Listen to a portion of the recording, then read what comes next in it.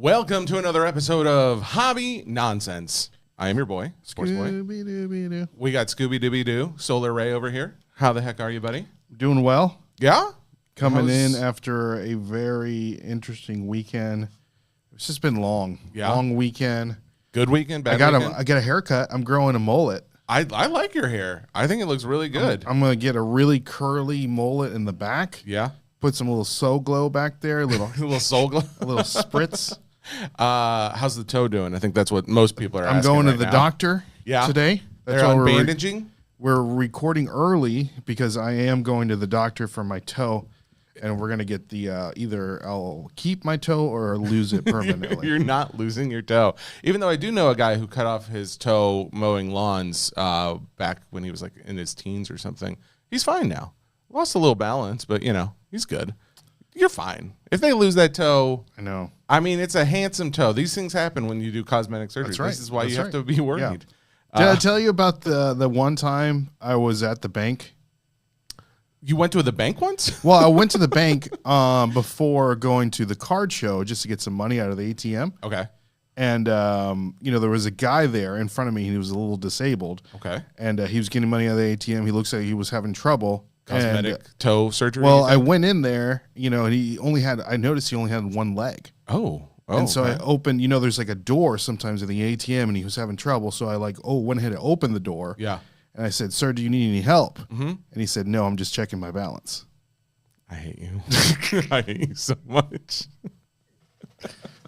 And that is how we start this show today, folks. I feel like it's been a little bit longer. I don't know why. Did we record on Monday last week? I don't know. It's been a really long week. I know. It has been. It's been a lot going on. Busy summer, and it's only getting busier. When are you going to the... Well, we recorded from our homes last time. That's what it was. That's why it feels like we haven't seen each other in person. Yeah. When are you going to the National? Well, the National is until the end of August or end of July. End of July. And then 2 weeks before that, 2 weeks from now, basically, is Fanatics Fest. Which, are you excited to go to the Fanatics Fest or the National better? I'm excited to go to both. Here's my thing. If big crowds are not your thing, Fanatics Fest is going to be scary, I think, for people who are not good with big crowds. Because, I mean, that's exactly, we'll talk about that All-Stars charity thing, too, as well. But that is going to be the most packed show because it's already packed. It's already just filled with people in the main areas. Now, granted, on the peripheral edges, there's like a little more space for breathing room. But man, I can only imagine with the World Cup going on, they're going to be doing soccer interviews and all that kind of stuff at Fanatics Fest. And I know they've got more like celebrity talent there than years past. Yeah. Yeah. It's going to be a lot. The wrestlers always show up for Fanatics Fest. Well, and I know, the wrestlers, that WWE is one of the most fanatical parts of the show.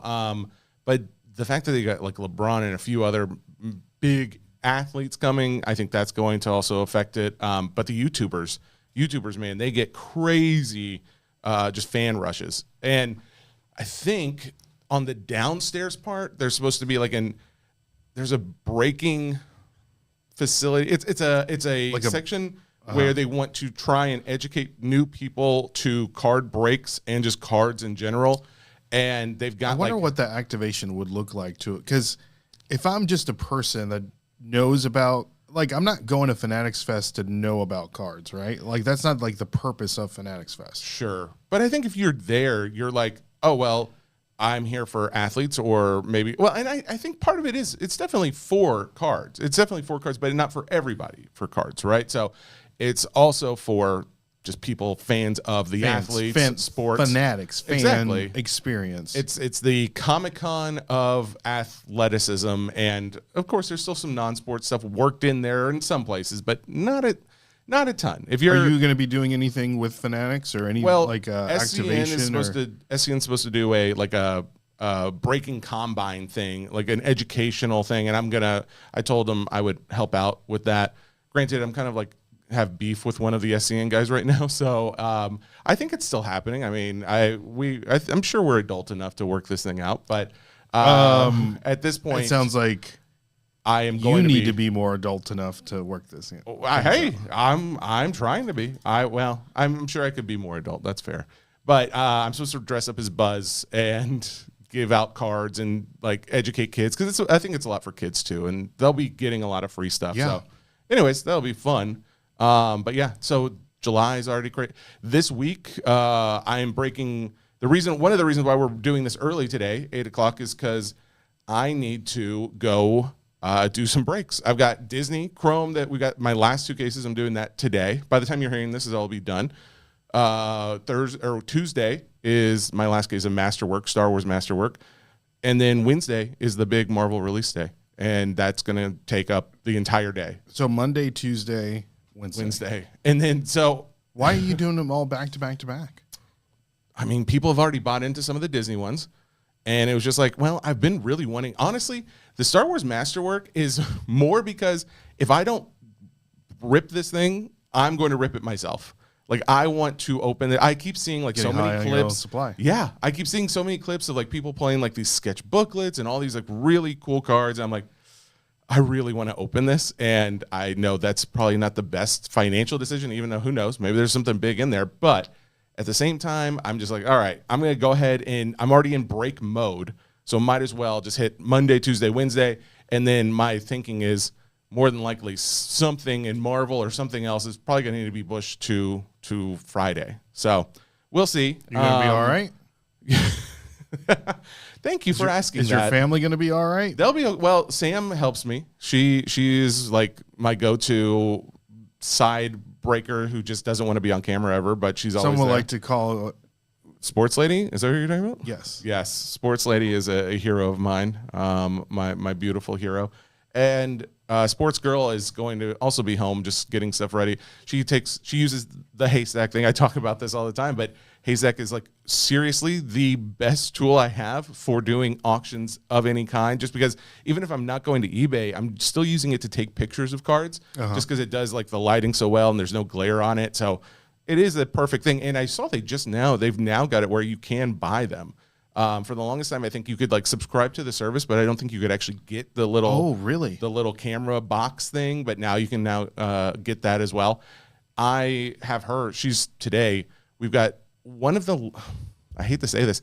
It may be one of the last few regular Sunday night auctions with Funkel, just because we had always said we were going to do this up until the National. And the National has kind of been up until Fanatics Fest, really, because I've got that. One of the same kind of. So now that's only really like 2 weeks, 2 more Sundays or so. So you guys are going to be done?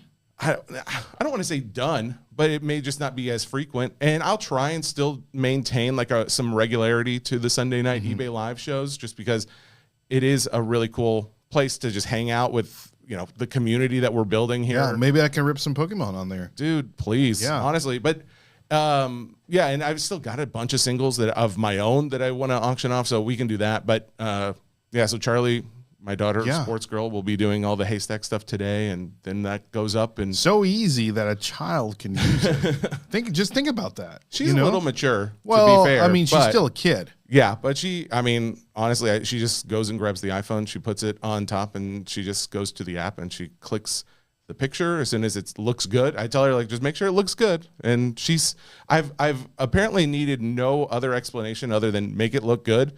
And she's good to go. Yeah. So how were you doing it before you used the haystack? How did I do it? Like you were just, because I can imagine I would take a picture with my phone. But it would always be like glary and a little glare. Never looked as good. There was not as it was never uniform either. Like there'd be one photo in this spot and then another photo in another spot because I'd like move or I'd get up and do something else. And the time that you would take beforehand compared to the time that you take now to take pictures with a haystack machine, what's the difference? Not even like less than a quarter, maybe a fifth of the time, a tenth of the time. I don't know. There was so much more time just because I would get distracted and I would get like, oh man, I don't want to do this. So I'd procrastinate because I know it's going to take so long. Time. And now this becomes like, basically it's just a smooth machine. Picture goes in. Guys, if you're listening to this, and I know that if you take a lot of pictures for anything that the sports cars related, get you a haystack machine, especially now that you don't have to subscribe to the service. Yeah. You can just buy the contraption. Though the device. The service is also the other part that saves because you just once the picture goes in, it's like all the AI basically tells you what the card is. Get the whole thing. Then guys. I don't have to do the whole thing. I mean, here's the thing: is this a plug? Yes, but it's only a plug. But because it's a naturally 100% would use it. I would plug it even if they were not. We were plugging it even before. Yeah. Oh, absolutely. Yeah. So, anyways, so yeah, that breaks and everything are happening. But here's the thing: breaks are cool. That's great. But if you're not into breaks, singles are cool. That's cool. But the cards themselves are cool. You're cool. You're cool. You are cool. Even though it's hot here in Nashville, we got a heat wave on our hands. Listen, ADHD boy. I know. Let's get focused. Reel it in a little bit. What are you doing? Thank you. In the morning, I'm great. Do you take meds at all? I don't take any medicine. Really? Well, yeah. It shows. But right now, you're doing great. But yeah, the fact of the matter is, there's a lot of really cool cards in a number of these sets and some other ones I wanted to talk about. In fact, let's do this. Let's hit Marvel Chrome real quick. Since that comes out on Wednesday, that's going to be the big release this week. Clawed. Yeah, there's a lot of cool inserts. I want to hit just like the things I like the most because there's a lot in this product. You have a list? I do. Yeah, I have a list. These are 10 things Jesse Gibson likes about Topps Chrome Marvel. So thank you, Ray, with that wonderful intro. The first thing I want to talk about. The voice of an angel. Yeah, she's a liar. No, she's right. The cordially invited insert is something that Topps Pop, the Instagram account, put out today, or I guess 16 hours ago. They are finally showing what these cards look like because I didn't know what is it called? So it's called cordially invited. Interesting. Yeah, I was like, what does this mean? Because when you look at the checklist, there's only 5 different cards. Ooh. And here are the people that are on there. Kevin Feige, which if you're familiar with the Marvel Cinematic Universe, you know the name. Aaron Judge, baseball, Yankees, thank you. Seth Meyers. What is that, The Late Show? Is The Late Show Seth Meyers? Is that tonight? I don't watch it. It's one of them. It's one of the shows, but obviously SNL alum. But he's also like, he must be friends with Mahan or something because he has been talking so much about cards and Topps cards specifically. There's got to be a connection there. Who is this again? Seth Meyers. Seth Meyers. Yeah. With The Late Show or whatever. Yeah, he's the host. But we need to have a late show for us.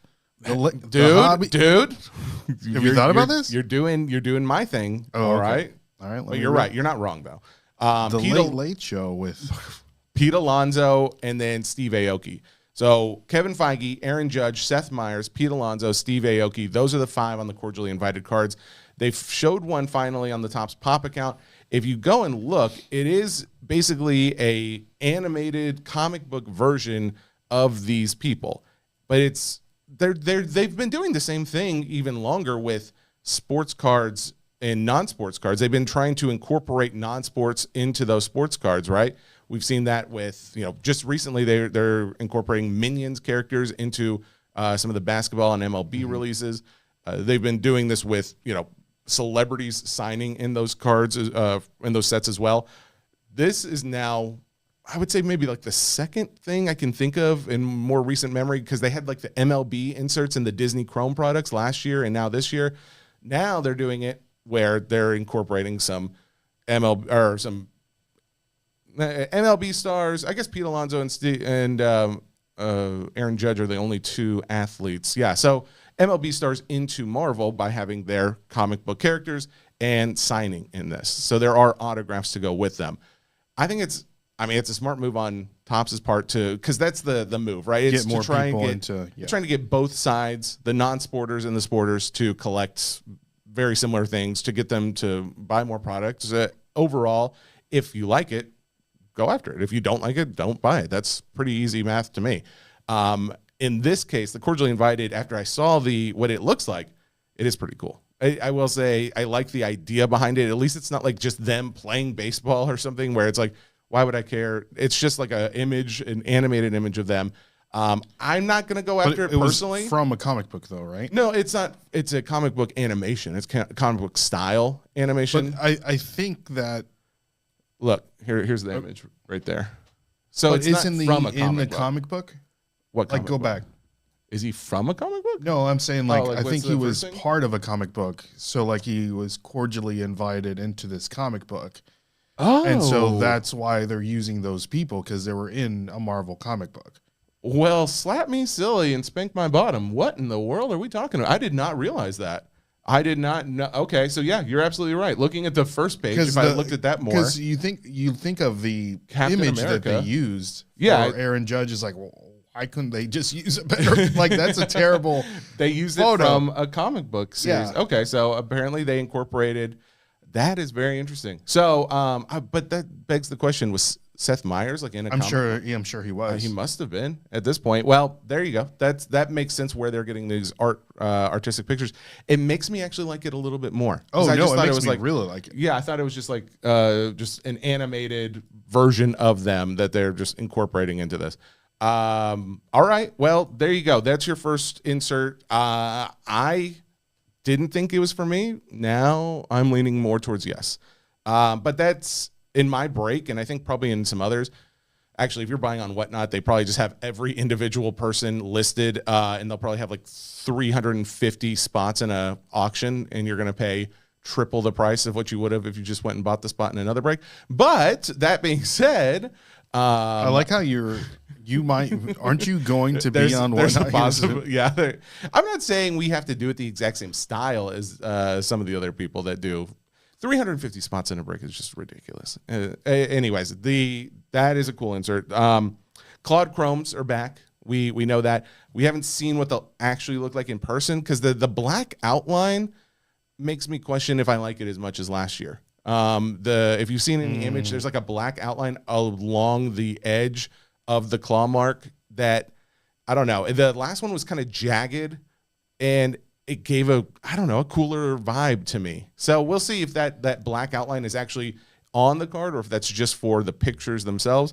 The comic excerpts, Spider-Man comic excerpts are pretty cool looking. Those are my favorite. Those are really cool because you get actual pieces of comic book into the card, and they're all dedicated to Spider-Man. I think that'll be a huge chase. Did you see the new Spider-Man trailer? I did, and it looks really good. Are you familiar with the whole Spider-Man lore? Did you like what? I don't know what that like means. him turning into well, like back a from spider? I remember from the animated series. Yes, that's The 90s animated series is the closest to the main comic book canon, because a lot of the it was kind of like the comic would come out with a new storyline, and like the next season they would implement that storyline into the. Oh, got you. Oh, well, that's awesome because I watched that show pretty religiously as a kid. I loved that animated Spider-Man from the 90s. I went back. I tried to go back and watch it. It's a little rough. Is it really? Yeah. I found that with a lot of things though. Yeah. It's sometimes it's best to leave childhood in its childhood. But not always. Some things still hold up. The comic expert, I don't like it because I can't say it. No, I do think that's a really cool card, but I think there's probably a lot of people who are going to include that with the Spider-Man spot if you buy into a break. So if you're not looking to pay a ton of money for the Spider-Man spot, you probably just want to wait till those start hitting eBay, even though I'm guessing especially the first few are going to be very expensive. Isn't the Spider-Man spot one of the most expensive spots in general? Yes. Yeah. What would you every say time. like the top three would be? Ooh, this year it's Spider-Man, Wolverine, Doctor Doom, and Iron Man is in there a lot. It depends. So this year, and this is another insert to talk about, are the reflections, which they're always one of the biggest chases. Iron Man has a reflection. You've got Carnage / Venom that have a reflection. X-23 who has a reflection. Hulk who has a reflection. And I believe there's also, I feel like there's one more that I'm not thinking of off the top of my head at least. But anyways, all of those characters you're paying like a premium because those are very sought after cards and they typically come with that spot. But yeah, Spider-Man is, I think, the most expensive in almost all the breaks that I've seen. But he's also very cool, right? Would He's like Venom also be included in that Spider-Man spot? No, Venom. Like a lot of people are. I've noticed a lot of people have been selling like Venom and Carnage together, which I get because it's like, well, if you get that reflection card, you don't have to worry about doing like a 50-50 random, or you don't have to like. Is there any other Carnage cards besides that reflections card? Carnage and Venom both have their own individual spots in the break. So I actually listed them separately. I did every other reflection card I put together with their. X-23 is with the Sentinel. But except for this one, just because Carnage is a big spot and Venom is a big spot, and when you put them together, it just becomes a very expensive spot. And I'm just like, I mean, you're not going to pull one every case, I'm guessing. And if you did happen to pull one, it would stink to have to do a 50-50. But a lot of times the guys will just agree to like, hey, let's just send it off and we'll split the proceeds if we want to sell it, or someone will buy the other person out. So is the Carnage spot cheaper than the Venom spot usually? Yes. So typically. Even though I pulled one Carnage a couple years back, okay, I don't like to brag. But I was saying, like, if you want to get in the game and hopefully getting that Reflections, card, getting game a little cheaper for the Carnage spot. And then hope for that. And hope for the your odds are a little bit better. I purposely kept it kind of close in price because I was like that. If it was a big disparity, I would have just definitely put them together. But they're kind of similar in price. They're very popular characters, both of them. So I did separate them out. But the reflection spots are very cool, very unique art. The next one is the Beyond insert that is coming in this. It's cool. I like it. I don't know. I think I need to see it in person. I think this is definitely one of those where once I see it in person, it will set in if this is like a really cool card to me or not. It's basically just highlighting each of the characters that are in the checklist for these spots. So you've got like Thor, you've got Death included in there. Death. I know it's a Marvel character. She-Hulk, Silver Surfer, Captain Marvel. Those are just a few of them. They are cool. I don't know if it's like the biggest selling insert in my mind, but I'm sure there's going to be a lot of people going after them just because they're also very short print. There'll be big hits if you pull one. Let me see, the Beyond excerpts. Oh, so two other ones. Varied Visage. What is that? And I really hope I'm not butchering that name. I think that's how you pronounce it. Varied Visage is done by Bella Rachlin, I believe, or Racklin. Okay. Bella Racklin. Let's go with that. She is a Marvel comic book artist. Okay. And she designed these cards. They look really cool. The artwork on these. I see them. I'm watching. You see this? Yeah, they look great. They look really cool, different, unique art style, something we have not yet seen on any of these Chrome cards. And this is one of these big points to point out as far as like some people, especially sports card collectors, will be like, oh, what's the point? It's just the same card every year, just a, slightly different position or something like that. Isn't that the same for baseball and what are we doing here? That argument it's can the be same made. guy shooting the ball every year. But that is where I think Topps can really stand out, is if they continue to give us different styles of artwork, different artists, and in this case, Marvel artists. Now, granted, there is another product coming out later this year, I believe, where it is all Marvel artist artwork, like the whole set is. Now, this is an insert like specifically for the product. Yes. Yeah, exactly. But this is unique in the sense that it is done by a Marvel artist, but it's just this insert, not the entire set. But I will say the artwork on these, I love. I think these are going to be very popular. I don't know if I love the VV at the bottom, the Varied Visage at the little logo for it at the bottom of the card. I mean, it is an insert. I mean, I know. I think it would look cooler if they got rid of that VV. Like, get rid of that, make it smaller, something like that. But other than that, the card, like, samples that they've shown, Gambit, it looks amazing. Rogue looks crazy cool. Magneto, they're all just very, very cool versions of those cards. And then the last one that I have yet to actually see any images of, and I feel like they've been holding it back because it's probably really cool. So Disney Chrome did Art of Disney, which is it's kind of like similar to the Reflections style, where it's a original take on these characters. Like, this is not like a cut from a movie. This is something that somebody drew up and put on the card. I feel like that's what these Topps original inserts are going to be. We, again, have not seen them yet. If it's original artwork, it's already going to be popular because there's a lot of people who want original Marvel artwork, not something that they can just find on another like Upper Deck card set from the past. This hopefully will be very cool, but I haven't seen it. I can't tell you for sure.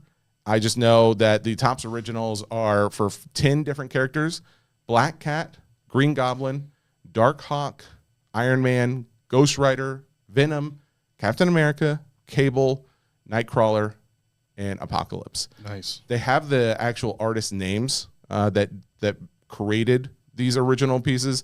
I hate to say I'm not like super familiar with all the Marvel artists out there. The fact that you've got cut autos in here from Stan Lee and is it Ditko? Oh man. Yeah, Ditko. The other guy? Steve Ditko. Yeah. So Stan Lee, Steve Ditko have cut autos under the one and only. There's also other one and onlys in here. Again, kind of similar to what they did with Disney this year, where they've got Sam Wilson, Morbius, Mighty Thor, Kang, Union Jack. Not the biggest lineup of characters, but they have one and only. So there's only going to be one card of them. If you find it, that's a very nice hit. So anyways, those are just a few of the inserts that I think are going to be very big. There's other ones in there, the Topps Patrimony. I think those will probably be cool. I know that in the past they've been pretty popular. Astonishing, Golden Anniversaries. A lot of cards in this product, and that kind of leads me to my last point. Similar to Disney Chrome, it is an 8-box case. And we already know from a past episode where we kind of broke down some of the analytics, there's a lot of cards in here. There's a lot more than last year. I think it's like, what did we say, like 150% more cards overall. The good news is that in the hobby boxes, it did increase, but not as drastically. They have drastically increased the sketches and the autographs. Those autographs are going to be both your comic book artist autographs and your character facsimile autographs. So you hopefully will pull a hit more frequently, even though there's more cards, because those sketches and those autographs increased much more than the total product card count did. I'm just leery after Disney Chrome because we've been experiencing, we just haven't found as much hits in the hobby boxes as what we were hoping to find. I am very curious what the blasters and megas are, the retail, if they're loaded like the Disney ones have been, even though personally I know everybody says, they're loaded. Like there's, I even wrote this down, a guy named James, listener. James. Yeah, he's cool. He's a good guy. He messaged me, and I'm just using him as an example because I've literally gotten tons of these messages, either while I'm live breaking or people just DMing, and they're like, out of 4 blasters, he and his wife pulled a Bell out of 25 and a Mulan out of 28 autos, both of them autographs. That's crazy. It's crazy. That is crazy. I have yet to do anything like that. I've bought quite a few of them now. I haven't seen them retail like on store shelves. It's hard. It's because unless Best everyone's Buy has buying them up, or Best Buy has them. I thought I would have seen them by now. I have not found any at our Best Buy or at our Target.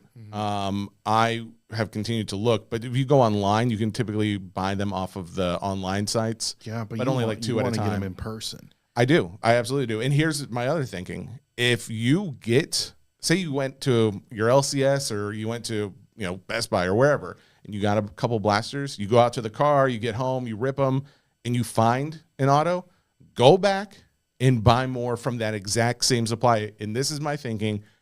Topps and their coalition is very much like, hey, if there's one in here, a lot of times there's another one somewhere else in there, maybe even multiple more. And that's kind of the vibe I've been getting from multiple people, where it's like, I bought 5 boxes and 2 of them I had these big hits, and like these they got 4 and 2 of them. So it's like my thinking is go back to that same spot and see if you can't hit again, because it's just been a pattern I've been noticing. That's Marvel Chrome. Yeah, we comes did out Wednesday for the Disney. Just touching on the subject, we did a little Instagram post of, you know, the non-sports car. What is the Facebook group called?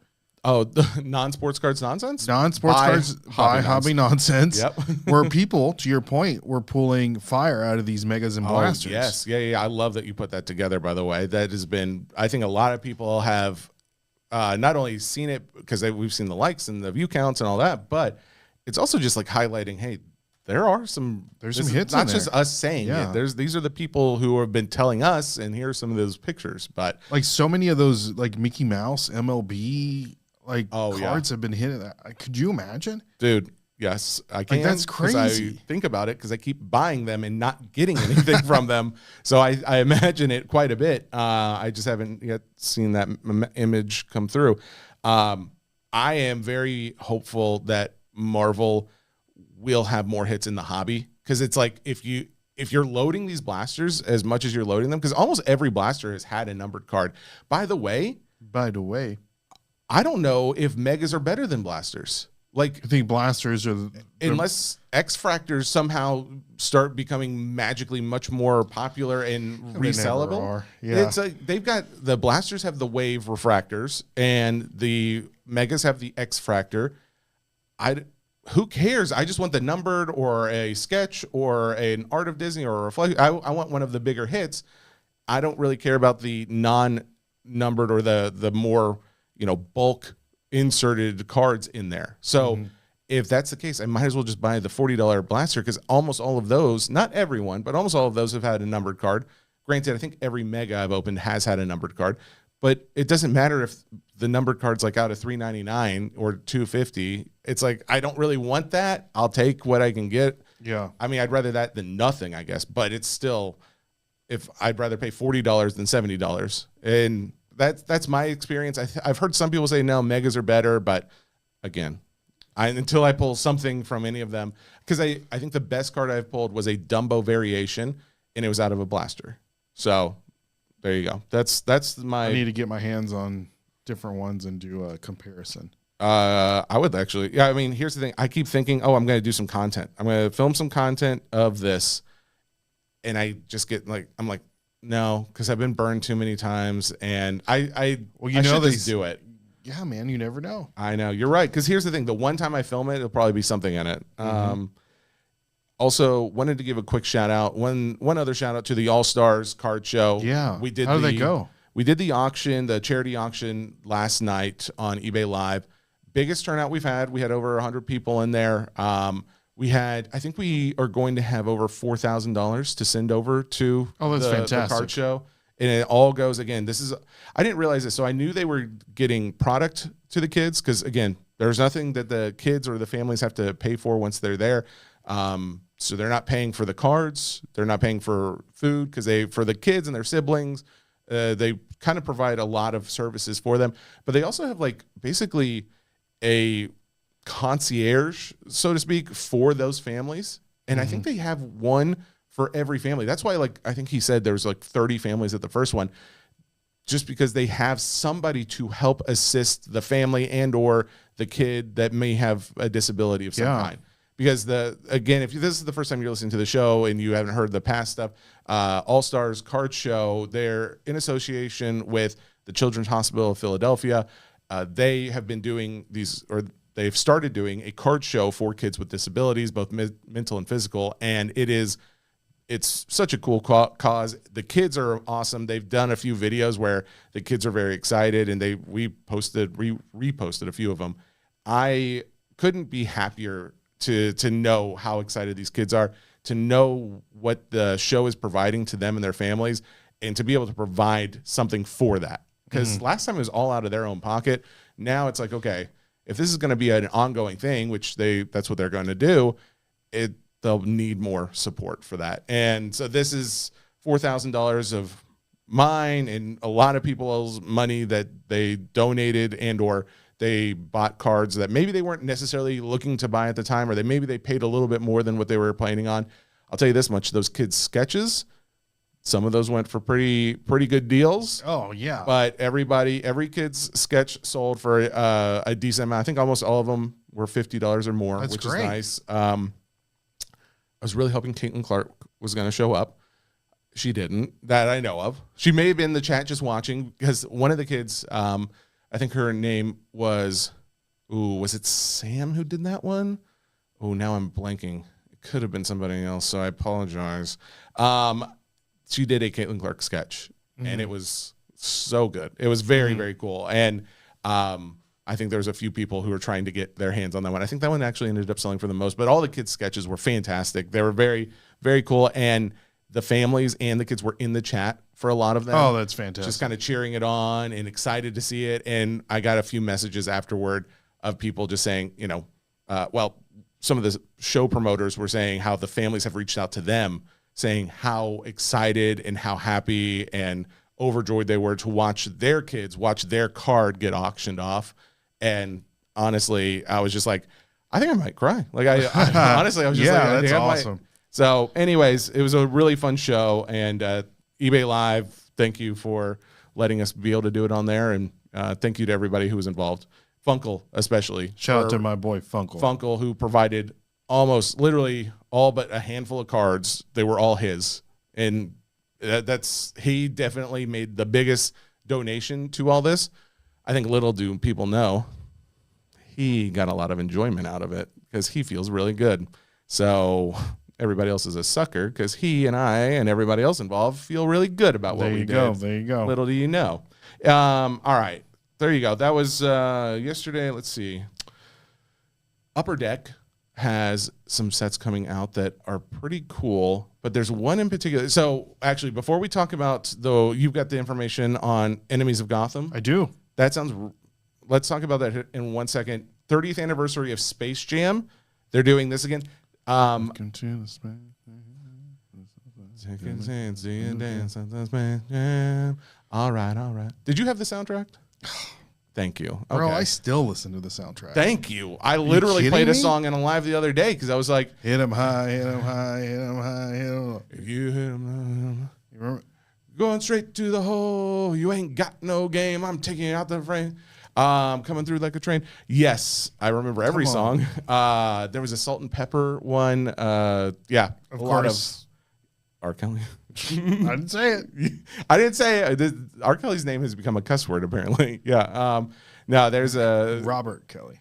The Upper Deck product, the 30th anniversary product, it's interesting because it's a NASCAR product as well as like the basketball product. Michael Jordan does sign in this. That's crazy. It is crazy. It's in association with 2311. I think it's 23XI, but yeah, it's in association with the NASCAR firm. It will have a lot of NASCAR drivers in there. Of course, if you're not familiar, Michael Jordan basically owns one of the teams, and they are big into NASCAR right now. Jordan's big into NASCAR. That's a weird thing to say. No, he's always been into racing. Oh, has he really? Yeah. Oh, I didn't realize that. A lot of his sneakers were designed after like sports cars. Oh, that's pretty cool. I did not know that. Well, this set will be available soon, I believe. Let me see. It's an e-pack is my understanding. So if you guys are not familiar, this is, again, I've said this many times. We need to have like a whole segment on episode on e-pack because it is a really cool concept. They are digital cards, but you can get physical versions of them. But it will go out on as an e-pack July 2nd. So if you're interested, keep your eyes peeled for the Upper Deck 2026 2311 or 23XI Space Jam crossover set. That was the first thing I wanted to talk about. The other one was the other set, Gotham Villains. So if you guys like Settlers of Catan, and I know both of us really do. Actually, did you know I liked it? I do like it. I mean, we're millennials. Everybody likes Settlers. Okay, that's right. Yeah. It's like the gateway drug board game to get into different board games. That's a good description. Because a lot of people, that and Ticket to Ride. Have you ever played Ticket to Ride? Okay, so I think I played it once, but I liked it a lot, but I've heard a lot of people really like that game. Yeah. Is it similar? It's similar. Well, it's a train, Ticket to Ride. So Catan, Ticket to Ride, and of course you have some other tabletop games, but I'm really excited about this tabletop game. So if you like Settlers of Catan and you like Batman the Animated Series, you're really going to like this. Upper Deck is putting out a tabletop game called Enemies of Gotham City. That is, first off, that's really cool that they're focusing it on the enemies, like the bad guys. I don't know. I can't think of a lot of games that do that, but I'm sure there are. I just can't think of them. I mean, I don't know of any. Yeah. But this is going to focus on, of course, the enemies of Gotham City. There's going to be 12 playable characters that we all know that are beloved by all of us millennials from the Batman animated series. So these are the 12: Joker, Harley Quinn, Poison Ivy, the Penguin, Two-Face, Mr. Freeze, Bane, Scarecrow, Clayface, Ra's al Ghul, Mad Hatter, and Red Claw. So those are the 12 playable characters with, in the future, they're going to have expansions, so you'll be able to play with more of these villains. But the whole point of the game is to get enough like villainous prestige. Oh, what do they call it? The you said the name earlier. You look up the name because I found it interesting. You can't play as Batman or Robin or Batgirl because they're like kind of like the bad guys in this. They're the ones trying to stop your. You're trying to burn buildings. I think that's how you get the. I'm looking it up. It's a word. Infamy. Like infamy. Yeah. Yes. That's how you gain infamy points. Yeah. Earn infamy by burning buildings, controlling Gotham City's districts, and fighting Batman. At the end of the final round, the villains accrue the most. Whoever accrues the most infamy at the end of the game will win the game. And the whole point is Batman is trying to get you into Arkham Asylum. Oh, there you go. Yeah, that makes sense. Yeah. So, man, it looks super. It looks super awesome. Of course, if you're a tabletopper. Yeah, is that their names? I don't know. I just made it up. Maybe TTers. TTers. Hey, if you're a TTer, my granny used to call that for when I had to go potty, and I go TT. You go TT. You're not. I'm trying to understand like where the T. I don't know. T came from. I don't know. Did you not hear that? Is this the first time you're hearing TT referred for someone who has to urinate? Yes. Really? So it's like PP. Maybe it's a southern because my granny from Texas would say TT. So was it like instead of saying PP? Well, she would say TT and she would say shooey. Shooey, I've heard, but like a fart. Oh, like really? Or like you pooped your pants. Like a caca. Like, oh, you got a shooey. Oh, really? It's like shooey. Well, yeah, shooey, but okay, interesting. So, anyways, yes. So these TTers, yes, the tabletoppers. If you're a tabletopper and you like Batman the Animated Series, Upper Deck is releasing some fire. They're getting a little bit like honestly, they're digging deep into the collector mentality too, and I appreciate that because this is something that it's not a card set, but it is something still. They've got the licensing to do things with DC. Might as well let's expand it to what other not what collectors and or just people who collect would enjoy, and I think this is one of those things. I agree. There's the other one, the Rush of Icor. I saw some posts about this. They had, I don't know if it was the main competition or part of the competition, because I know there's like $100,000 reward for Rush of Icor. I saw some guys won $2,000. I don't know if that was like, this is building up to the bigger championship, but the fact is, like, I just keep seeing like a lot of Rush of Icor people like, oh, I made this much money or something like that. I'm like, I remember when we talked about this a while back, and I was like, hey, maybe we should just enter because I don't know how many people are playing this. And I'm thinking this more. I'm like, you need to find how to play. It's like, yeah, if we learn how to play, could we? But now that I've gotten into Lorcana, I really, really want to learn how to play. We need to buy some battle decks or whatever, and we need to play. Okay, I would do that for sure. I would absolutely do that. Because it's like the decks are already pre-built, and we'll just figure out how to play. You know what that is? That's Patreon content right there. That's right. Just showing us playing the game, learning how to play maybe. That'd probably be the boring part, learning how to play. Well, I think we can download an app to show us how to play. I think that, yes. Okay, that was my understanding. There's some kind of app associated with Lorcana to help you learn how the So mechanics. From there, we can figure out how to play. Do you ever play any other TCG? No, never. Oh, wow. Okay. I mean, in middle school, like I tried to learn Pokemon, like how to play Pokemon. And I'm sure like at the time, I probably could have told you a couple facts that would have made me sound like I knew what I was saying. Playing Pokemon is really easy. Is it? Well, that's my understanding is this is one of those where it's like easier to learn, but maybe harder to master type of Rush things. of No, for Lorcana. Lorcana. Sorry, yeah. So you did it again. Somebody reached out and they're like, is racing Lorcana? Remember when last episode we talked about this? Anyways, you're fine. You're doing great. Lorcana? Lorcana. Yes. That's what I said. 2 syllables, not 3. So anyway. Lorcana. Okay. It's like manga. Manga. It could be manga. I think it is manga. It's not manga. Okay. I'll go with that. Mango, I think is what it is. Shout out to Chris Catan. Nice reference.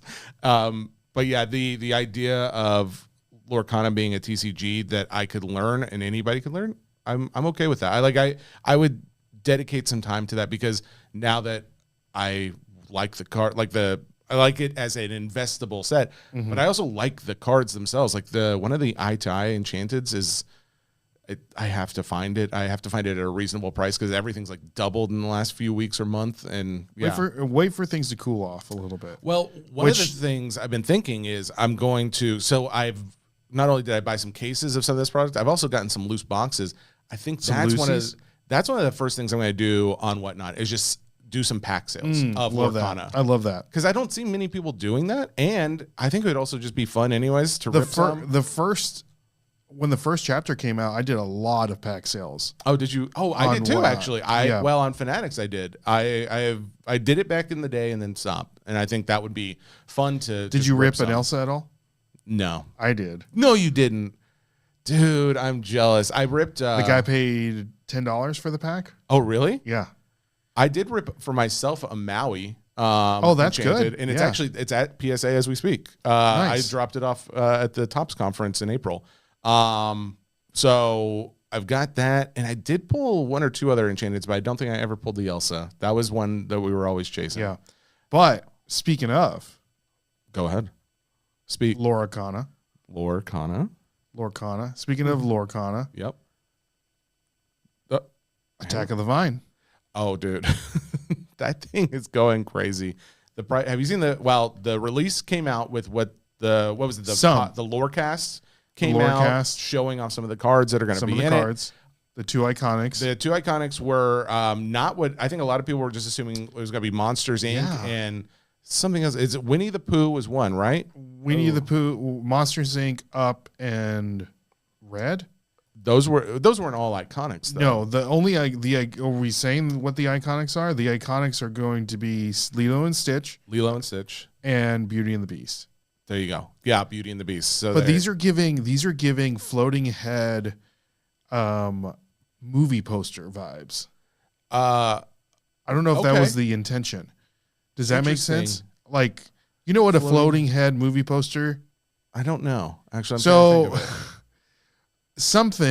this is a big subject in the movie sphere atmosphere. Okay. That every movie poster that's been ever released, especially recently, is a floating head movie poster.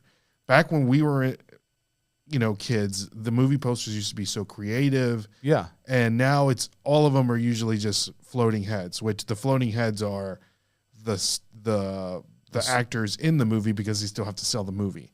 So all the Star Wars, all the Marvels, any recent movie has basically all the actors in the movie because they're trying to sell the movie. Okay. So it's not like a creative. Like I'm thinking like Star Wars when I think of like a creative scene where but it's all it was also then it was all the actors. Exactly. Though. So what's a good one? Like Alien, like the original Alien, where it's just like the egg and it's like cracking open. So, okay. So you're saying the difference here, because that's like a floating egg. It's not a floating head. Well, it's like they're not using movie posters as a form of art anymore. Yeah. It's more a form like advertising trying to sell the movie. I see. So there's no creativity in movie posters anymore because all it is a floating head. So for instance, like just take the original Jurassic Park movie poster, which is the logo, right? But not all the recent Jurassic Park posters are all the actors in the movie. Yeah, it is. Yeah, you're right. That's interesting. Actually, now that I think about it, I bet you there's just variations, but they don't put the artistic ones out as much as the official movie like poster. The leading poster. Yes. Yeah, because I'm sure there are versions of those posters where it's like just the icon for the movie or whatever. But yeah, I like that. Wait, how did we start talking about that? Oh, because we're talking about the Iconics. Because the Iconics look like a movie poster. Because it's like the main characters out there, but don't we want to see the main characters more focused? Well, I mean, in this case, yes. Yeah. Okay. Yeah, but in the movie poster, like it depends, right? I see. Yeah. That being said, I was looking at TCG Player on some of those Iconics. There's not like the Mickey Mouse Brave Little Prince from Fabled is not currently available. Like they don't have any for sale on there. The Elsa Ice Maker foil, which is from it's a promo card. I don't know where to get it off the top of my head because I'm just now seeing this, but I think it's got the highest listing price currently, right at 5,000. The Buzz Lightyear Jungle Ranger is the next one, which we know that one's from Wilds Unknown. That one is still hovering around like 4,700 for a raw card.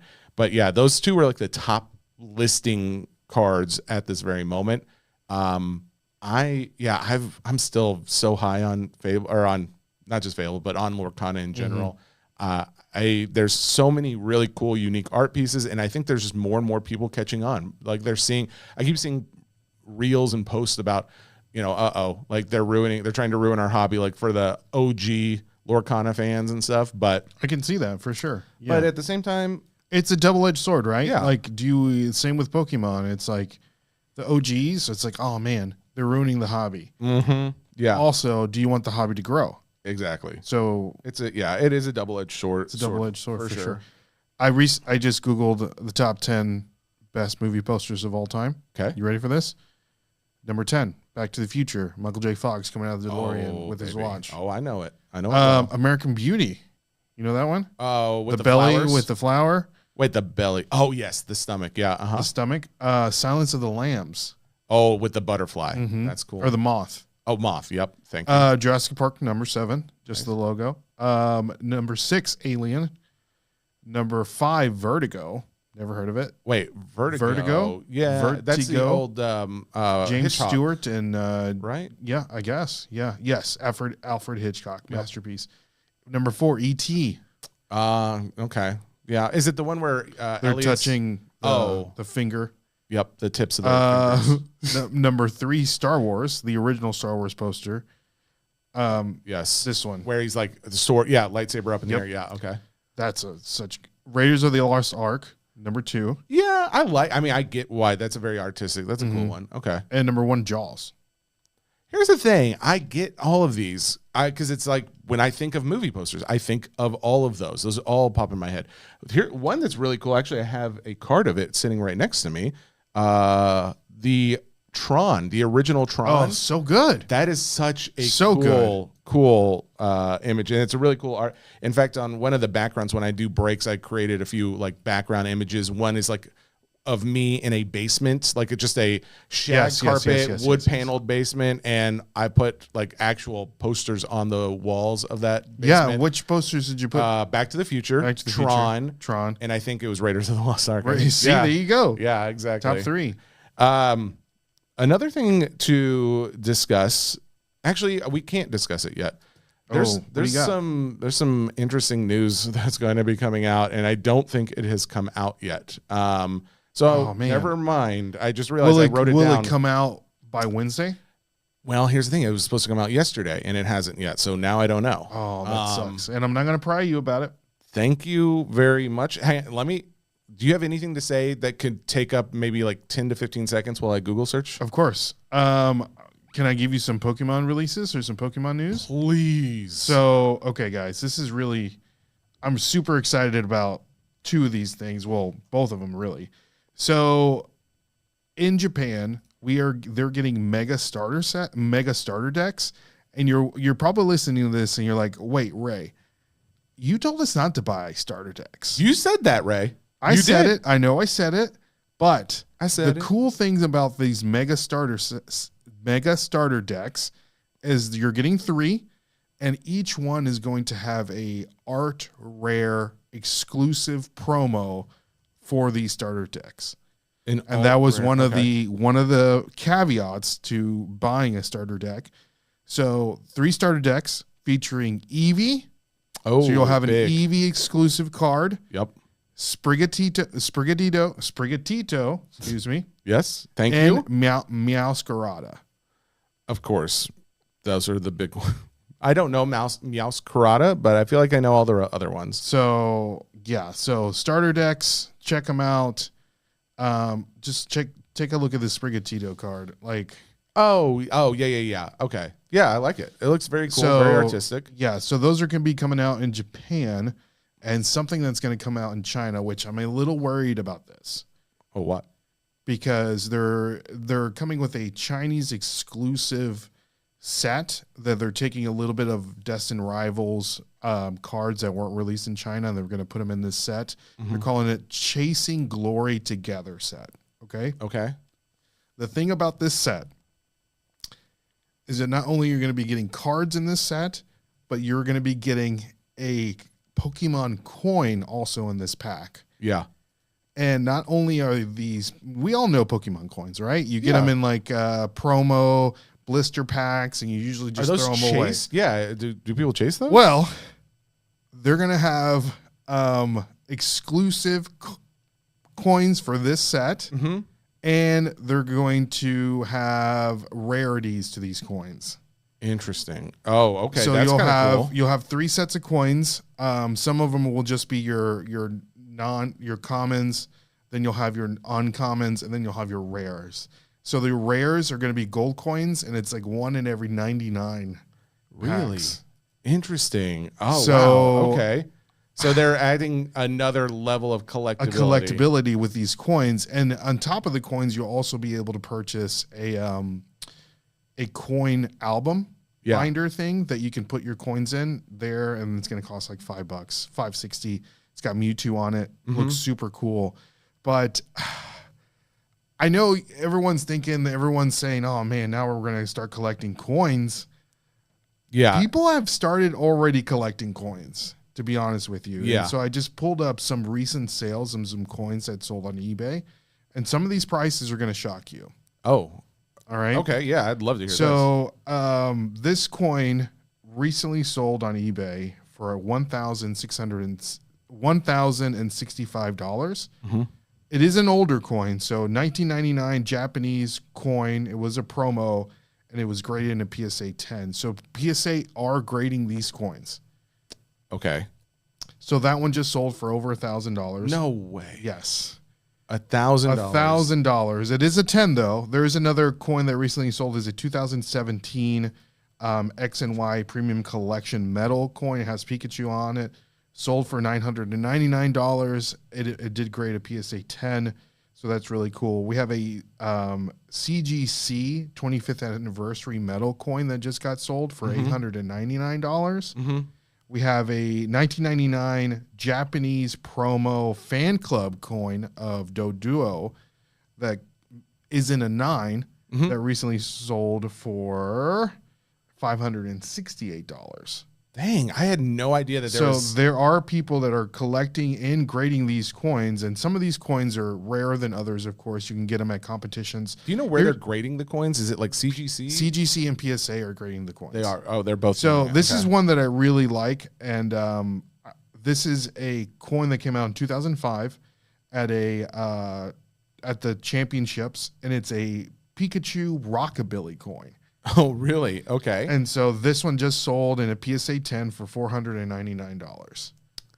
Interesting. Very interesting. Okay. So, yeah, this might open a bit of a floodgates if this collectability ends up coming to the States. Yes. And we are now going to get, hopefully not, but we'll get packs with exclusive coins. And not only are we going to be chasing the cards, but now we're going to be chasing the coins, and that will lead into grading a coin. Yeah. It's going to open a whole can of worms, in my opinion. Okay. If you go to a card show and you are there for sports cards, you know what you're expecting. Like, people are going to come up, they're trying to deal, they're trying to buy a card from you, sell a card. Most of the time, it is a financially driven motivation to go to those card shows for sports cards. But when it comes to Pokemon cards, what you see online, or if you've set up, you see for yourself, a lot of those people are there not just trying to buy or sell, they're also trying to trade. They want to get a card that they've been adding to their collection. It very much seems like Pokemon and just TCGers in general are much more avid about their collecting than they are about buying and selling. They're not trying to necessarily make a profit. I'm sure they all want to, and that if they are there to buy and sell, I'm not saying that they're not there also doing that, but in the much larger scheme, they're trying to add to their collection as opposed to trying to make a buck on their card collection. So I think that is just something I appreciated when it was pointed out, because I hadn't really thought about it, but it definitely happened way more at PokeFest than I'd seen at any other card that we went to. The card show in Nashville that we set up at, where it was all Pokemon, much more people coming up like willing to trade or needing this card for their collection or that card, willing to buy $2-3 cards. And there were still people transacting, but it was not the sole focus that it feels like when you go to a sports card show. So I just thought that was interesting to point out. If that's something other people have noticed as well, great. If I'm off base, let me know. I don't think you're off. And I've been preaching this forever. Yeah. And that's why I think that Lorcana, see, I said it right? Lorcana will outpace Disney Chrome Topps cards, because I feel like the Topps Disney collector is more of the, I'm trying to flip, I'm trying to make a quick buck, I'm trying to use it more as an investment. And as the Lorcana collector is a collector. Yeah. They are playing the TCG. These are one-of-a-kind artworks. These are things that they just want to keep. They want to collect. They want to cherish. They want to look at it and be like, oh, man, I remember when I pulled this. Yes. It's such a great card. They're not trying to get the one-of-one or do all this. I mean, you're still trying to auction. Yeah, you know what I mean? It's more of a hold it closer to the heart kind of situation than I want to pull it out of 5. I don't care who character it is. Exactly. I want to get that out of 5 so I can flip it. Well, and that's the thing. Like when people are doing these auctions on Whatnot, I feel like those are much more the ones that are just trying to make a buck, because they're looking for a random character. Now there are, to be fair, I'll go on there and it's like, well, yeah, I want to get a big hit and I may want to sell it. But if it's a character that I like or it's artwork that I like, it's like, oh, do I want to sell it or do I just want that card to keep it? So there's an aspect of it, but in large part, it's much more financially motivated when you're doing the auction, because if you really wanted the character or the card to collect, you would go buy that spot in an individual break. Yeah. Which the other part of that, though, is I don't even know if Whatnot does that very much. I don't know if there's many people on that platform just selling spots and breaks. I know I've seen it, but I just don't know if it's as widespread as the auctions are, because the auctions seem to be everywhere. But that it was actually interesting. Someone I was DMing with last night, they were asking me about breaks and do you break on Whatnot and where do you break? And we're going back and forth, and they were like, well, what if I wanted to like just buy those cards? Like I don't know if I can be there live. Can I get it can I pre-bid on a spot, or can I go ahead and just like buy a spot or anything, as if that were a foreign concept? And I'm realizing, people who have not been off the Whatnot platform and been to Fanatics Live or to any other platform where they do breaks, they may not realize like, that's how a lot of other people do their breaking. And that's how a lot of people started breaking, was selling individual spots as opposed to just auctioning a random spot. So I was like, oh yeah, you can just come and buy the spot. You don't have to be there. You can go watch the replay later. And it was just funny from that standpoint, because I'm just like, what are they talking about? Of course, that's how breaks work. And I wasn't thinking from their standpoint of, oh, you were probably just used to getting a random character that you had no idea what you were going to get. So I just thought that was interesting, like as far as the collector mentality and what they're expecting to get versus what platform they're on. Those things can definitely be influenced depending on where you're doing your breaking and buying. So anyways, just wanted to bring that up. Last thing I think I've got on here, card restoration. So card restoration. I talked about this over on the SCN pod, where the Kurt's Card Care just got basically U.S. government has acknowledged, we know what's in this product. They've gotten their article from the U.S. government saying, this is approved. We're okay with this. There's no like, corrosive or cancer causing agents or anything like that. So that's cool that Kurt's Card Care is getting like a moment of validation. Like it's not something that is bad, I guess, for you or the environment or anything like that. Now, was that ever a question? There's always been the question of like, what's in the chemicals? What's in this product that you're putting on cards? Is it going to ruin the card in some way? And the comments were, we don't know what's in it. Well, now we do. Now the government knows. Now it's been, I guess, approved from them in some sense. And so now that I think is probably like going to be a little bit approved, like not what? FDA approved. I don't know. They got their article, and do not press me on what all that means because I haven't done enough research. I mean, dude, they're putting poison in foods now. Like that's fair. What are we doing? But to Red be 40 and everything that we drink.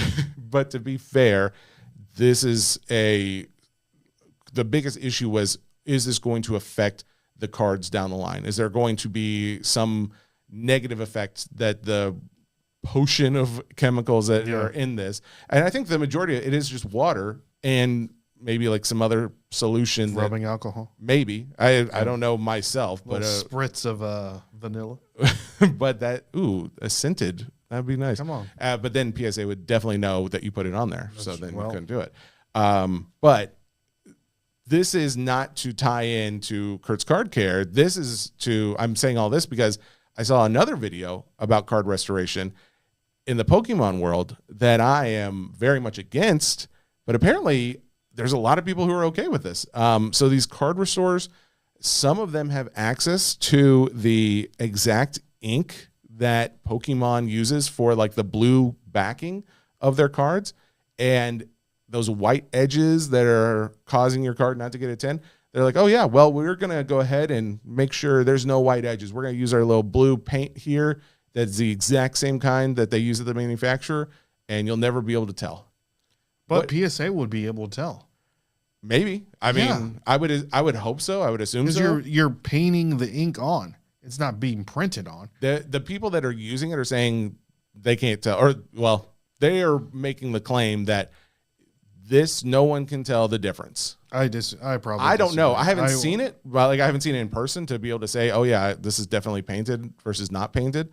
But that is not okay to me. Like, no, restoration of a card is one thing. You can't add or take away anything. That's my thinking. That should be the common. You cannot add to the card. You can't take away the card. Okay, wait, hang on. If you wanted to take away though, like if you wanted to cut the edges to where I don't want to cut anything. What if there was like a little piece of fiber hanging on the edge of it?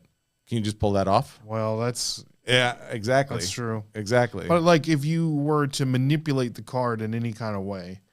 But manipulate has so many different... Exactly. Yeah, you're right. There's so much slippery such slope, of a gray area. But I do think that restoration of a card is okay. In some... Like cleaning the card. Cleaning the card is okay. If you wanted to flatten it out by putting it in a book or whatever, I'm okay with that. But to your point, taking away or adding things to a card... You're painting on the card. Let's get real, guys. Exactly. Like, if you're trimming a card, that's different than like a little fiber hanging off the side of it. You know, like if you think if you need tools to do it, that's probably where you draw the line. If I can just do it with my hand, I don't know. Maybe that's okay. Maybe if I just use my finger to pull something off. What about a cloth? I think a cloth is. I mean, if I'm just cleaning it, right? It's a tool. I don't know. I think I'm okay with Kurt's a cloth. card care. Yeah, a little Kurt Card Care. Actually, what's funny is Kurt and I so the the Kurt? Well, when I had talked about it on SCN, they made a post of it, and it did.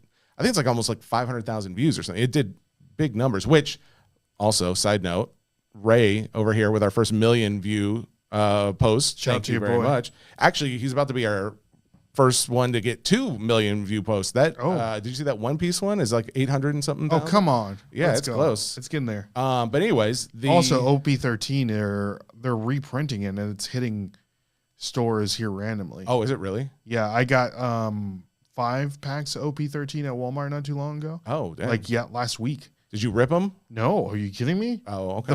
The pack before the reprint was like $45 a pack. That's insane. Yeah. Okay. Well, yeah, probably not. Don't rip it. But anyways, the the idea was when that post went up, I messaged him and I was like, hey, you ever thought about sponsoring a podcast? It was kind of like a joke in a way. But it was also like, hey, if he says yes, sure, why not? But it was just like, I wanted to say something because we've, at least I'm pretty sure, I thought we had chatted on WhatsApp before. But he says he hasn't chatted with me on WhatsApp, so maybe it wasn't him. Maybe it was your Nigerian prince. Could have been. Maybe very much so. But he sends voice messages on Instagram. So we were talking back and forth with voice. There is a thing about that with like, anyways, he would send a voice message. I would respond back. Just a super nice. Everybody says this about the guy. Like he's like down to earth, super nice, very friendly, and I couldn't agree more. Yeah, like just our conversation back and forth. It was just more of like a, hey, thanks for, he was appreciating me for putting up the post. And then I was just like saying, thank you for what he does. It was nothing too major, but it was a very, very good experience. So is he going to sponsor the podcast?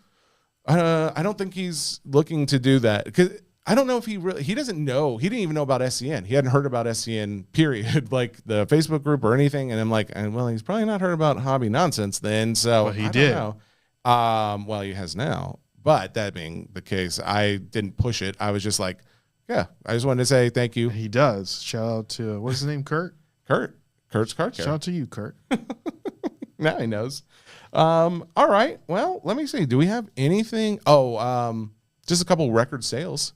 Did you see Toy Story yet? I did. What'd you think? I saw Toy Story and Hoppers over the weekend. Finally, you saw Hoppers? I did a little catching up. Yes. Look at you catching up. I still need to see Zootopia 2. I haven't seen that one yet. It's good too. Hoppers I liked it a lot. It was good. My daughter and I watched that one. It was, I like. Who's your favorite character? So here's the thing. What's the deal with Tom Lizard being so popular? Because like Tom Lizard he's one of the lizards.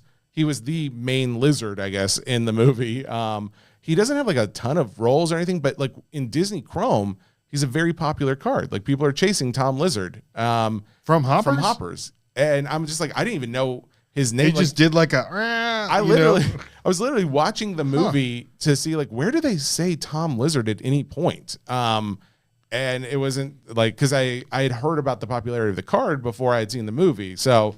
I think it's a meme too somehow. Oh, maybe that's what's causing it. But anyways, the movie was great. I thought it was very good. I mean, I liked the King. George? King or George. Henry? Is it King Henry? I thought it was King George. Oh, no. King George Hoppers. Yeah, it was King George. I liked him. He's the voice. Oh, the guy from SNL, and I had his name moments ago.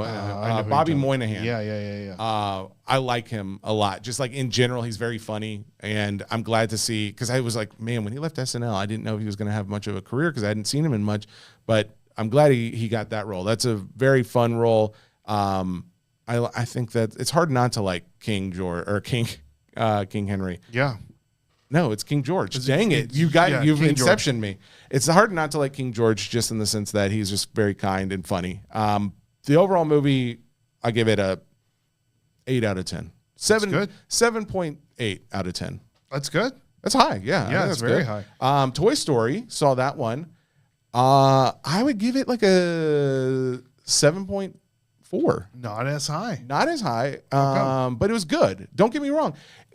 And I think it's probably because Toy Story has a lot to live up to.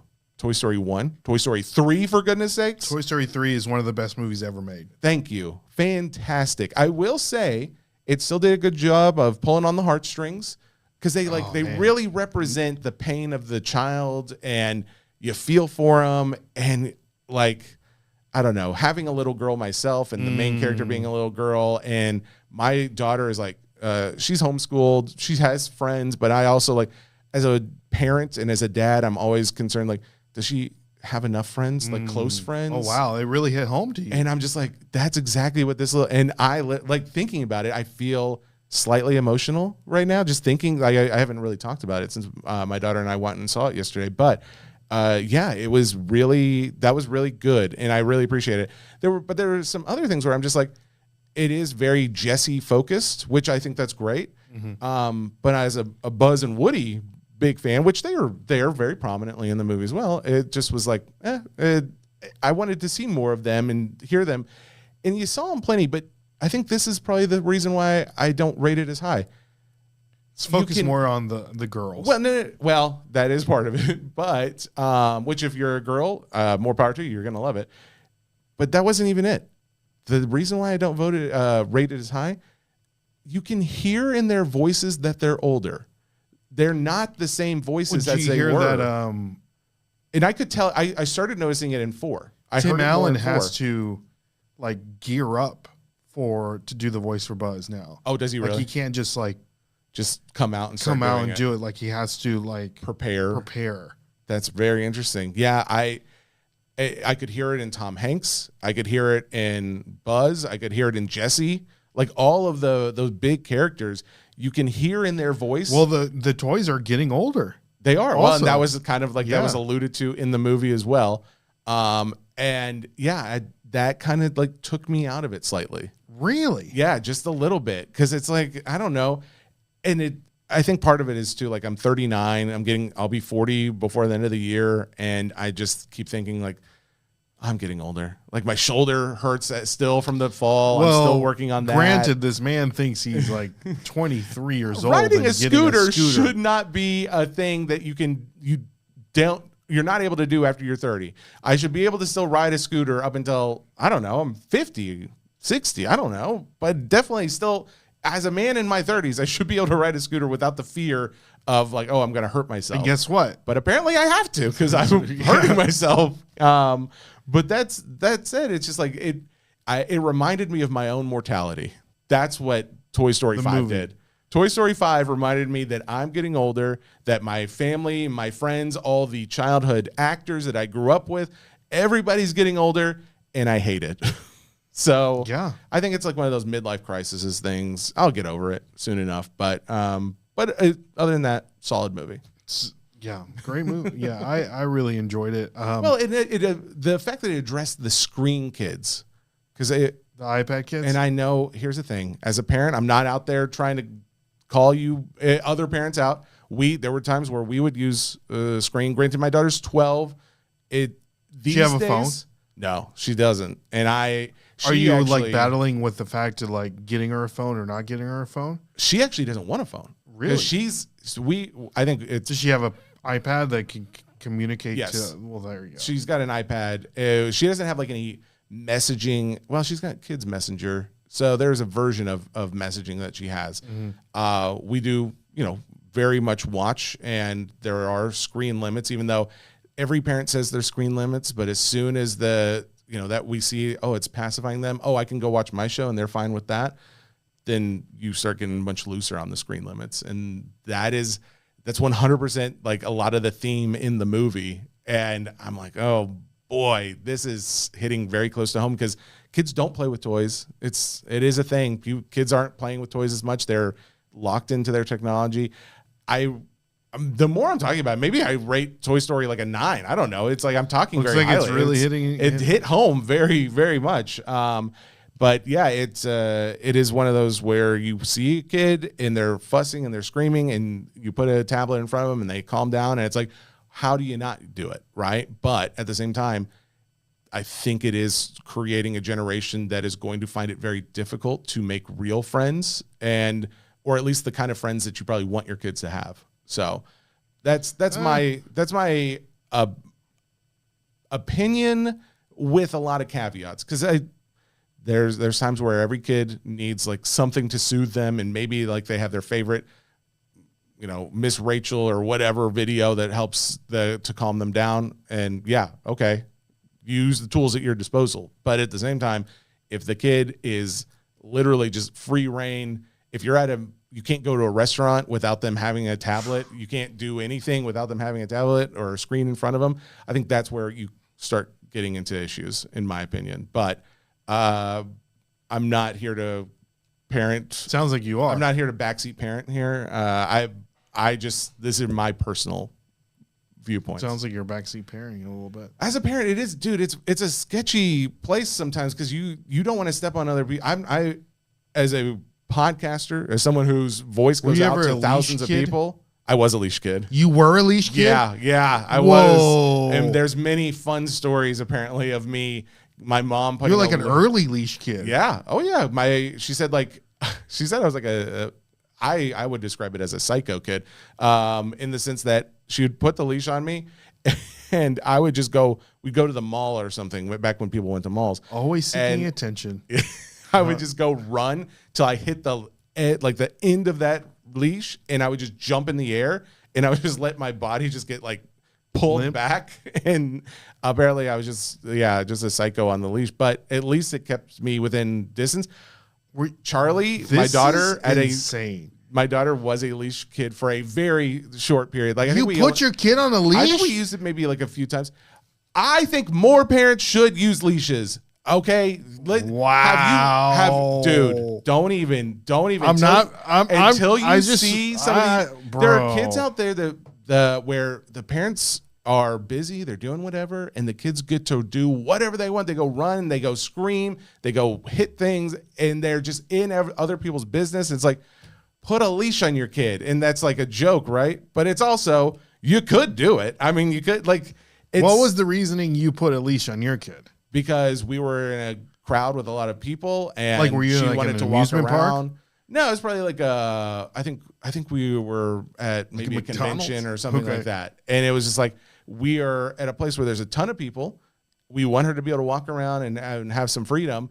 And we especially she's as long as she's like 5'11" as a 12-year-old. We stopped holding her at like 4 because she's like getting so big, Okay. So it's like, all right, you put a leash on her at 5'11". No. What are we doing? No, I'm saying, so at like 4 or 5, it's like, okay, we can hold her a little bit, but you can't hold her all day like you can some kids. So it's like, all right, well, she needs to be able to walk around. And eventually we're just like, well, yes, we want her to have freedom, but within limits. And that's what all parents should do. Every kid needs limits. They love it. They crave it. They want limits. Who? The kids? The kids do, whether they know it or not. They need that leash. Not only do they need it, but they want it. They want that leash. There's a real connection there. But all that being said, yes, we did use it for a short period. She had no problems with it. I think we only, like I said, we used it maybe a handful of times, and then we stopped. But it was good. She didn't complain. I didn't complain. So. What? I'm not saying anything. I'm getting looks. I'm just, I'm still in awe that you were a leash kid. Not only a leash kid, but a bad leash kid. Taking advantage of this leash. I mean, listen, you give me a leash, I'm going to do what I got to do with it. I'm going to enjoy my leash time. How long did this leash go on with you? Are you telling me that well-trained dogs and that use leashes, I mean, they don't need a leash after a while. You can just take them off the leash because they've learned like the limits of what they should and shouldn't do. I'm not saying a child is the same as a dog exactly, but I'm saying the reasons why we use it are similar. Know your boundaries.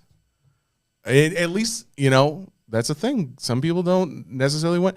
I feel so old talking. Now that I'm saying it, I want to stop talking about it altogether. I feel old, like I'm judging other people. I'm not judging anybody else. This is just what we use. I have no other card content to talk about. Ladies and gentlemen, that's your show. That is your show. Anne Hathaway's in Disney Chrome. What's the deal with that? She's just. I think they added her for Wave 2. That's my opinion. I could be wrong. She may have been there the whole time. Out? Yeah, that's the cases I'm breaking. It's Wave 2 product. It basically, my opinion is I think they probably added like a few bonus cards, or maybe they just added some extra boxes that have some bonus cards in them. A little DLC to help with the idea that, these cases they don't have as many hits as they should have. That's a lot of, meaning people's opinions are the cases of Hobby Disney have not had as many hits as they were expecting. So I think in the Wave 2, they added some in some of the, because I saw one box from Filth Bomb. Seriously, I kid you not, this is one box. And let me see if I can remember everything. They had 3 sketches, one box. One box, not a case. One box. 3 sketches, 2 reflections, an out of 50 Elsa Auto, a Shadow Box card. I think an Art of Disney. Oh, man, there's 1 or 2 other really big hits in there, and I cannot think of all of them. But in the rest of the case, they had some, I think 1 or 2 Yukios as well. There was no. Yeah. Oh yeah. I had one case that had 2 Yu-Gi-Ohs back in the first wave, but one never case, not one box. Well, the Yu-Gi-Ohs I don't think came out of that box. It was in the rest of the case. But I think we've pulled now 3 sketches out of 13 cases. So the fact that they had 3 sketches in one box, I'm not gonna lie, I think we ended the stream pretty soon after watching that. The overall product is interesting in the Anne Hathaway for Alice in Wonderland. It's for Alice in Wonderland, if anybody was not aware. She was in the real life version. She was like the White Queen or something. She is got autos in the product, and that's not on the checklist anywhere. No one saw it until the second wave, but there has been an out of 5 that's been pulled. So yeah, we'll see. I've got 2 more cases that I'll be ripping today, in fact, in just a few hours. By the time you're hearing this, hopefully we'll know if I pulled any of them because I'll be posting them up online. But there you go. There you go. Get your leashes ready. What does that mean? How does that have any connection? I'm going to say it. Dude, okay, so I was just thinking of this thought when I mentioned DLC. Yeah. We all know that Grand Theft Auto 6 is releasing in November. Okay, is this official? Yes. Is it official? Pre-orders have already been sold. They're selling. When did that start? The 26th. I think the first day they sold like $4 billion worth of pre-orders. No way. Something crazy. What? Yeah. So I don't know what's going to go on with Grand Theft Auto like online. Yeah. But I know now Grand Theft Auto 5 online, like people have like their own life. And I know that it's like Second Life. Dude, it's going to be like people are going to there's going to be a way that people are going to make a lot of money doing it. Yeah. I think we need to be the first podcast in Grand Theft Auto 6 that people can listen to in some capacity. In the thing? Is that a thing? I think so. I think we could do it. Here's the only thing. I don't think I can promote it just because it's not very it's very non-family friendly. I think very true. The idea. I'm not saying like anybody else, but I just think I don't want the hobby nonsense being like, oh yeah, that's the one after I got done like killing that cop, I went and listened to hobby nonsense. If you want to listen to hobby nonsense in your car from running away from something you shouldn't have done. Did I see this? I saw a reel about this, like where the game is going to feature real-time prison sentences. Is that real? Or I is don't that know. Just a joke? I keep seeing things. I heard that the game is also going to like have real, like you have to put gas in your car. Oh, really? And like pay for the gas in your car by like. I'm okay with that. So like you can't like everything, every decision that you make is like, I can't go here because I'm not going to have enough gas in my car. Is there a version? Can I like turn the settings to where it's like a version where a gas-free version? No, where I don't like. There's not like murder. People that walk the streets at night and night walkers. Night walkers. Thank you. And machine gunning down. When's the last time you played a Grand Theft Auto game? Never. Did you play the last one? No, I've never. You've never played all? No. I wasn't allowed to growing up, and now as an adult, I'm like, well, I can't play this in front of my kid, and I barely play video games at all. I play Horizon. There's a couple of Horizon. It's basically about a girl 1,000 years in the future who's trying to save the world and all this stuff. It's a lot of fun. But have you played Grand Theft Auto, Red Dead Redemption 2? No. See, it's for a very similar reason. It's so good. I know, that's the thing. I'm not gonna say it doesn't look fun. Like there's aspects of it that I'm like, yeah. I would like that game because I mean, back when I was a kid, I played all the games like Call of Duty and Halo and all that stuff, and there were times where I'm like, they're remaking Halo. Why? Like, there's already like, what do you mean? Like they're like a remaster? Yes, the original. Is that better though? It looks fantastic. I want to play the remaster. There's supposed to be an Ocarina of Time. It's coming out. That I would definitely want to play. But is it? My only question is like, is it just the exact same game, just cleaner looks? I mean, it's built from the ground up, so the updated graphics. Do you think there's I'm sure they'll change it somehow? Tools or like you can do. I hope so. If that's the case, I'm going to be really excited. Either way, I'll end up. You'll end up buying it. And I'm trying to think what else is going on with us. We've got the new logo that we've yet to actually put out. That's official. Yep. But we'll have some stuff for that. We'll have some merch. We'll have some. It's a lot of fun. It's a fun some logo. Mats. Yeah, we gotta get those mats. We'll do soon. Well, you know what? You want to talk about your hot dog party? Oh yeah. Well, it's just so Funkel and BJ Kroger, they like there's a little group chat that we've had. Just it's mainly talking about hot dogs. 9 times out of 10, we're somehow referencing hot dogs. Have you seen Daddy Dogs' Instagram posts? Dude, I just had some Daddy Dog the other day, and it was so crazy. Did you see their video that they put out? Ooh, don't clip that. That sounded like a weird sentence. I'm just saying you need. I'll show you later. It is intense. Daddy Dog is a local hot dog establishment here in Middle Tennessee. I got it like Ubered late one night in the last week or so.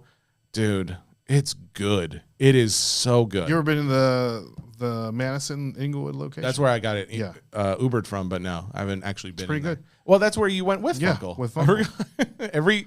every story with Funkle involves hot dogs. Anyways, BJ Kroger and Funkle are putting together this like little. It'll be like a fun little thing for all you listeners of Hobby Nonsense at the National, because they're both going to be there as well. I'm trying to get Ray, but it sounds like it's not going to work out. However, can I tell you something about the National? I have no desire to go to the National. I can understand that. It's not a big Pokemon or non-sport show, even though those are definitely there. But it's not. That's not the main. Yeah. So I just feel like I don't know. It's like fish out of water. Yeah, going to a place, seeing a bunch of middle-aged, terrible dads and DraftKings. Why are they terrible dads? DraftKings addicts. I would say a lot of the dads are really good. Midlife crisis. There's probably cosplaying as their favorite athlete is just not in my bag. There's not as much cosplay either. That's more Fanatics Fest. I think you would actually have a lot more fun at Fanatics Fest. For sure. Than the National. There'll be wrestlers there. Exactly. But yeah, this is it's. I could see that. That said, Funkle and BJ said, let's just do a Glizzy giveaway to all the Hobby Nonsense listeners out there. So they're getting, I think they said like a few hundred hot dogs, and literally a few hundred hot dogs and some waters, and they're just gonna give them to guys who listen to the show. I think it's gonna be a hot dog eating contest. TBD. We'll see. That's not a terrible idea. And it could be terrible. There's already going to be a lot of sweat. Now you're going to smell like a sweaty hot dog. You don't have to do it. I know, but I'm just saying other people. I don't need that in the audience, right? You don't want to be smelling that everywhere. But you did come up with some really cool national 2026 national Glizzy-inspired Hobby Nonsense stickers that we've ordered, and we'll be giving those out. That'll be a lot of fun. More details, but I believe the idea is supposed to be Saturday of the National. I don't think we're going to have as many people that listen to the show at the National, but if you are there, you come and see us. And tell them Saturday night. You don't have TBD. The details, okay? But it'll be lunch. I think it'll be like at the show. At the show, lunchtime. Yeah, and hang out with the Hobby Nonsense crew. The Funkles, the BJ, and Solar Ray. We'll have a picture of you. I think that's what we should do. Just have a picture of you that people can come up and do give a cartoon version. Very poor sketch. I want to do a real life, full figure, like head to toe, whatever. You 6 foot, something like a full 6 foot version. Yeah. And I want people to be able to stand beside it, get their picture with you. Yeah, cut out. I love that. Yeah, as long as you don't put me on a leash. Oh, you'll be on a leash. No, sir. You know how you like to wander. You can't. I love to wander. You love to wander. And you will not be wandering at the show. There's a lot of people at the show. It's like, I'll see you later, Jesse. Are you kidding me? Do you know how many people would try and take you? That's exact same thing I told my daughter. That's why you're on a leash right now, child. She didn't say that. She didn't ask me, but I knew you would. So, leash time. All right, that's the end of your show. That's our show. Ladies and gentlemen, make sure you follow us on Ols. We're almost at 10,000 followers on our Facebook page. Have you noticed this? We just passed over 7 on Instagram. Yeah, we're almost at the 10 on there. We're almost at the 100,000 on the Non-Sports Cards Nonsense, Hobby Nonsense Facebook group. Yeah, everything's growing. Everything's big. Growing, all baby. Of our listeners, like our listenership's growing. Thank you all. Thank you all. It's no doubt that we couldn't be here without you guys. So I say it and I mean it, and I'm very sincere about it. Thank you. And I'm going on vacation next week. So we might have to do it remotely. Okay. And I like going on vacation because I like to, this is where I kind of collect. To be off the leash. Exactly. I like to collect all my thoughts. Yes. Kind of oh, are you going to come back and just be dude, I'm going to be on fire. I got so many ideas that you're on fire. You got so many ideas down. Now. And I'm excited. Oh man, I can't wait for you to come back from vacation. Where are you going? Florida? I'll be there. 30A. Oh, is there any good shops in that area? Card shops? No, there's not. Oh, that sucks. BJ's down there right now, or he's coming back, and he was saying he's going really, to Destin. Yeah. Yeah, there's not really anything around there. Which I guarantee somebody's going to open one now. Like we've talked about this What's so many times. It's so popular. this one? PCB. That's Panama City Beach. That's close. Yeah, it's about 30, 45 minutes. I guess maybe an hour depending on where you're at. But yeah. That's it. And we will see you guys next week. Until then, keep it hobby nonsense. That's not a thing. I can't say that. Keep it glizzy. Keep it sleazy. No, keep it glizzy. That's right. See y'all.